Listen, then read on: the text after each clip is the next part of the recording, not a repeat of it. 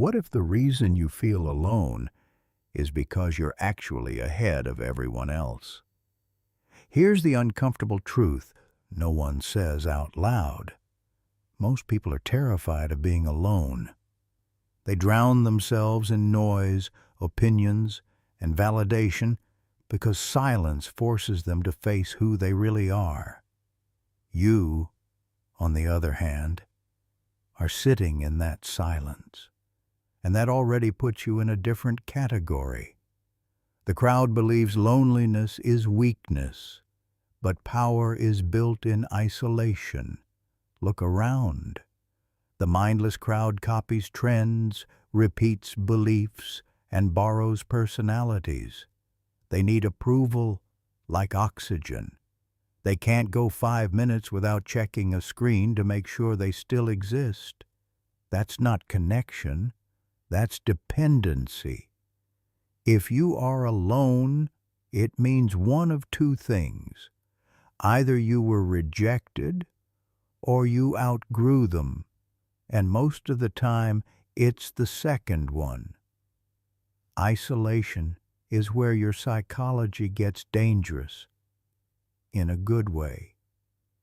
When you're alone, there's no audience to perform for, no one to impress, no one to blame. You start seeing patterns clearly: who manipulates, who follows, who thinks, and who only reacts.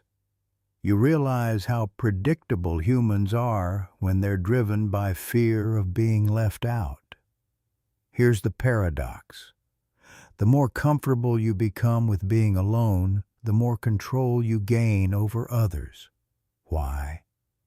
Because desperate people are easy to manipulate. Calm people are not. When someone needs attention, they'll tolerate disrespect. When someone fears abandonment, they'll accept bad deals. When someone can't stand silence, they'll accept noise disguised as friendship. But when you're alone and stable, you choose, not beg. And that terrifies the crowd. They don't understand you because you don't operate on their currency, approval. You operate on clarity. While they chase distraction, you sharpen perception. While they gossip, you observe. While they panic about fitting in, you build a mind that doesn't need permission. This is where dark psychology flips the script. Being alone rewires your leverage. People sense it. They can't explain it, but they feel it. You're not chasing them. You're not reacting emotionally. You don't overshare. You don't seek validation. That makes you unpredictable. And unpredictable people are powerful because they can't be controlled with the usual buttons: guilt, fear, or praise. But here's the danger. And this is where most people fail. If you don't master your mind in isolation, isolation will master you. Alone can turn into discipline, or it can turn into decay. If you fill your solitude with self-pity, you become bitter. If you fill it with awareness, you become sharp. The crowd uses people to escape themselves. You can use solitude to build yourself. That's the line between weakness and dominance. And understand this: not everyone deserves access to you. Being alone isn't a punishment. It's a filter. It removes fake loyalty. It exposes shallow bonds. It forces you to see who you are without masks. Most people will never experience this level of mental clarity because it scares them too much. If you're alone right now, you're standing at a psychological crossroads. Become invisible or become dangerous. Here's what nobody prepares you for. When you're alone long enough, your brain starts reprogramming itself. At first, it feels uncomfortable. Quiet feels loud. Thoughts feel heavier. Emotions surface that you buried under distractions. This is why the crowd runs back to noise, parties, drama, relationships they don't even like. Silence exposes weakness. But if you don't escape it, something else happens. You begin to see yourself without filters. No social mask, no performance, no approval loop. This is where psychological power is born. When you're alone, your mind stops outsourcing identity. You're no longer borrowing opinions from friends, trends, or influencers. You start asking dangerous questions. What do I actually want? What am I afraid of? Who benefits when I doubt myself? Most people never ask these questions because the answers would force change. Isolation trains 3 traits the crowd will never have: emotional control, pattern recognition, and selective attachment. First, emotional control. When you don't rely on others to regulate your feelings, you stop reacting impulsively. You don't explode. You don't beg. You don't overshare. You become neutral, calm, hard to read, and emotionally unreadable people are psychologically intimidating. Why? Because humans trust what they can predict. When they can't predict you, they respect you or fear you. Either way, you gain leverage. Second, pattern recognition. When you step outside the noise, you start noticing how scripted human behavior really is. Compliments to gain favor, anger to gain control, victimhood to avoid responsibility. You see how people use emotion as a tool, not a truth. This doesn't make you cold, it makes you aware. You realize most relationships are transactions disguised as connection, attention for loyalty, validation for obedience, comfort for silence. And once you see the game, you can't unsee it. That's why being alone changes how you walk into rooms. You're no longer hungry for acceptance. You're observing power dynamics. Who speaks first? Who seeks approval? Who dominates conversation? Who hides insecurity behind confidence? Third, selective attachment.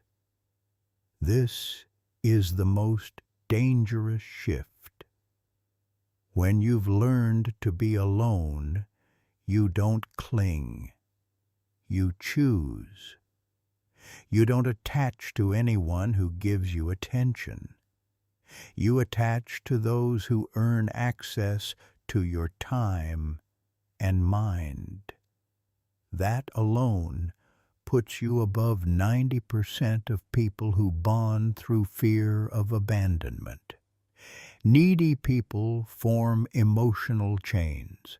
Self-sufficient people form alliances. Big difference. But there's a dark side you must avoid. If you isolate without purpose, you don't become powerful.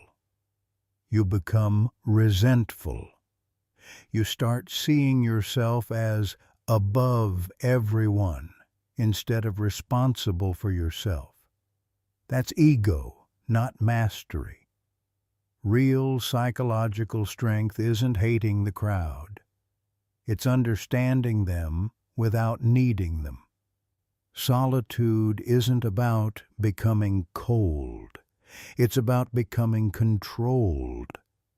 And control is the foundation of influence. Think about this. Who is harder to manipulate? Someone who needs company, or someone who is comfortable alone? Exactly. If praise doesn't move you, if rejection doesn't break you, if loneliness doesn't scare you, then what leverage does the world have over you? None. That's why society teaches you to fear being alone, because a person who can stand alone cannot be programmed easily. They don't buy lies just to belong. They don't follow rules just to be liked. They don't trade their mind for comfort. They become dangerous, not violently, but mentally. Now comes the part most people get wrong. Being alone doesn't automatically make you powerful. What you do with that aloneness determines whether you become disciplined or broken. Here's the rule. Isolation must turn into intention. If you wake up alone and scroll all day, you're not evolving. You're hiding. If you sit alone and replay failures, you're not growing. You're poisoning your mind. Power comes from structuring solitude. The first move is mental sharpening. When you're alone, you control your inputs. No random opinions, no emotional chaos, no constant validation loops. You decide what enters your mind. Books, strategy, reflection, physical training, skill building. The crowd numbs itself with entertainment. You train yourself with awareness. This creates quiet confidence, the kind that doesn't announce itself. You don't need to prove anything. You don't overshare your plans. You don't explain your mindset. You let behavior speak. And this is where influence starts. People trust those who are grounded. They follow those who are calm under pressure. They listen to those who don't beg to be heard. When you've mastered being alone, your presence changes. You walk into conversations without emotional hunger. You don't rush to fill silence. You don't chase approval. You allow others to reveal themselves first. Silence becomes your weapon. Most people talk to release insecurity. You listen to collect information. That flips every power dynamic. Next comes selective connection. Being alone teaches you a critical skill, discernment. You stop asking, "Who likes me?" You start asking, "Who respects me?" You don't give access to everyone. You don't attach quickly. You test consistency. You watch behavior, not words. You build relationships slowly and deliberately. This makes your attention valuable. When everyone is available, no one is valued. When you are selective, people lean in. But here's the balance, and this is crucial. Do not become cold. Become controlled. Cold people isolate out of fear. Controlled people isolate out of choice. You're not avoiding humans. You're choosing when and how to engage. You don't disappear. You enter situations with purpose, not need. This is psychological dominance without cruelty. You don't manipulate with lies. You influence with stability.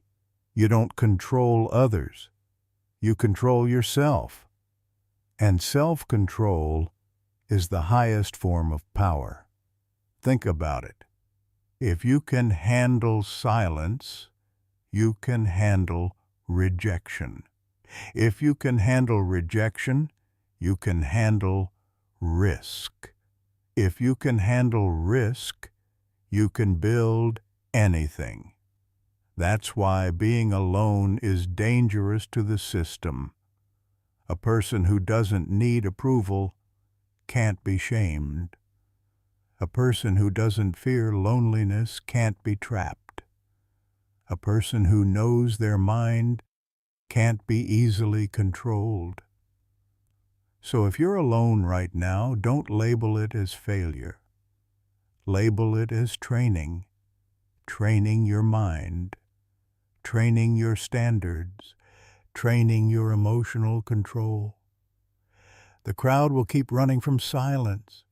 You will learn to stand inside it, and one day, without trying, people will feel it, not because you talk louder, not because you demand respect, but because you no longer need anything from them. That is when alone stops meaning lonely and starts meaning free. And once you taste that freedom, you will never trade your mind for noise again.